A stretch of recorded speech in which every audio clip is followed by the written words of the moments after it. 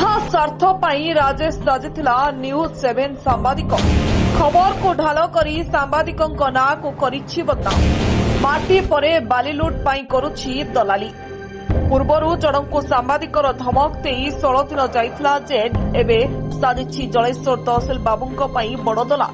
ଆଉ କେତେ ଦିନ ଏମିତି ଦଲାଲି କରି ସାମ୍ବାଦିକଙ୍କ ନାଁକୁ କରିବ କଳଙ୍କ। ଛି ଛି ତମ ମଣିଷ ଜୀବନ।